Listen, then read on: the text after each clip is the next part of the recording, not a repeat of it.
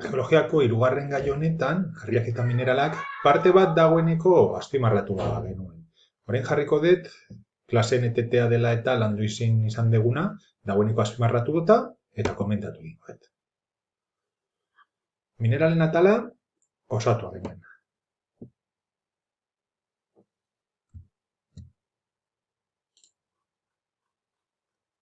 Eta, harriena komentatzea falta zen. Hemen, bai orduan. Harriak dira lurreko material ugarienak eta mineralez osatua daude. Harri batean mineral bakarra egon daiteke edo mineral ezberdinak egon daitezke. Harriak ezaugarri dituzte? Gauza ezberdinak erreparatuko galtzaile. Adibidez, osea erari. Mineral bakarra osatua dago, zenbat mineral osatua dago. Beste ezaugarri bat, testura. Bere formak, tamainak eta osatzen duten kristalek balitzatzen dute harri baten testura. Harriak ezberdinetatik etorri daitezke. Adibidez, sumendietatik jautitako lava ostean sortzen direnei volkaniko esaten zaie. Beste harri pusketatik datozenei sedimentarioak. Ze beste ezaugarri aipatu daitezke? Laminetan edo ez dauden laminetan, fosilak dituzten edo ez dituzten, eta adinaren arabera ere harriak sailkatu daitezke. Harri bat aztertzerakoan zer begiratu behar zela ja? Adibidez, homogenoa edo heterogenoa den edo ez begiratu behar da. Mineral bakarra edo mineral gehiago dituen. Bakarra balin badauka homogenoa da eta gehiago balin badautu heterogenoa. Pikorrei ere begiratu zaie, harria osatzen duten pikorrei. Beste azterketa bat iten dena da begiratu txirekin berizten aldiren harria osatzen duten pikorrek, ala lupa bat, ala mikroskopio bat behar den pikorroiek bere izateko. Bestalde, pikorroien tamaina antzekoa den edo oso ezberdinak diren ere aztertzen da. Harria laminatan antolatua dagoen ala ez.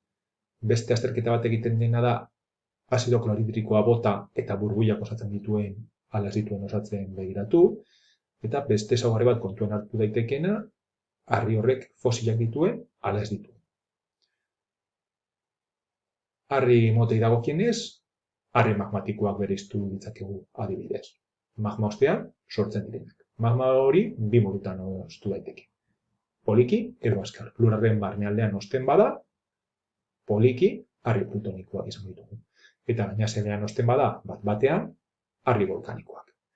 Harri plutonikoei dagokienez, magma gainazalerantz igotzen doan heinean, temperatura jaitsi egiten da, lurraren temperatura, eta orduan magma hori pixkanaka osten juten da, eta harria pixkanaka sortzen da. Horrela sortzen diren mineralak, kristalak sortzen dituzte. Harri volkanikoak, magma, bat-batean osten denean. Adibidez, erupzio volkaniko baten ostean, temperatura asko osten da batean, eta harriak azkar solidifikatzen dira temperatura aldaketa horren ondorioz. Azkar osten direnean, ez du denborarik ematen kristalik eratzeko, edo oso kristal txikiak eratzen dira. Eta osagaiak oso nahastuak egoten dira. Beste harri mota bat, harri sedimentarioa. Eta material pilaketagatik eratzen da. Haizeak, urak, izotzak mugitutako materialak pilatzen direnean. Osatzen duten elementuen arabera, harri zatien tamainaren arabera, konglomeratuak, harriak edo buztin esako ditu. Eskema honetan, argi ikusten da. Konglomeratua da, osatzen duten harriek 2 mm baino gehiago neurtzen badute. Harria 2 mm baino txikiagoa izanik, begirada hutsean ikusi badaitezke zatiak. Eta buztina, lupa behar baldin bada, zati horiek ikusteko. Fosilak harrietan aurkitu ditzakegun elementu batzuk dira. Organismoen hondakinak edo haien jardueraren seinaleak. Eta harri sedimentarioetan integratuta egoten dira. Bakarrik harri sedimentarioetan egon daitezke. Nola sortzen da harri bat? Nola sortzen da fosil bat?